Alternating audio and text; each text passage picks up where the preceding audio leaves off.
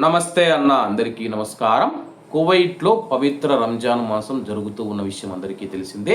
ఈ నేపథ్యంలో ముస్లిం సోదరులందరూ ఉపవాసాలు ఉంటూ మసీదులకు వెళుతూ ఉంటారు. మసీదులకు వెళ్లే వారికి కువైట్ మంత్రిత్వ శాఖ కీలక ప్రకటన చేసింది. వివరాల్లోకి వెళితే సమావేశాలను నిరోధించాల్సిన అవసరం ఉందని, భద్రతా విధానాలను నిర్ధారించుకోవాల్సిన అవసరాన్ని పేర్కొంటూ మసీదు బయట ఇఫ్తారు భోజన పంపిణీని నిలిపివేయాలని చెప్పి సామాజిక వ్యవహారాల మంత్రిత్వ శాఖ ఆదేశాలు జారీ చేసింది.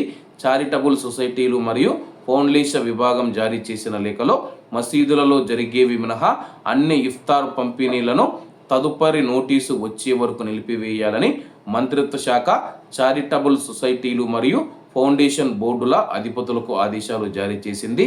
ప్రస్తుత ప్రాంతీయ మరియు అలాగే సంఘటనల దృష్ట్యా తీసుకుంటూ ఉన్న ముందు జాగ్రత్త చర్యల్లో భాగంగా ఈ ఆదేశం వచ్చిందని చెప్పేసి మంత్రిత్వ శాఖ తెలిపింది.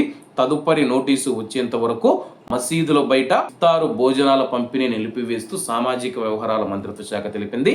కాబట్టి కువైట్లో ఎవరైనా సరే మసీదులకు వెళ్లేవారు ఈ యొక్క విషయాన్ని గమనించగలరని కోరుకుంటూ, అలాగే కువైట్లోని ప్రార్థనలపైన కూడా కువైట్ మంత్రిత్వ శాఖ కీలక ప్రకటన చేసింది. కువైట్లోని అన్ని మసీదులలో ఈషా ప్రార్థన మాత్రమే నిర్వహిస్తాము.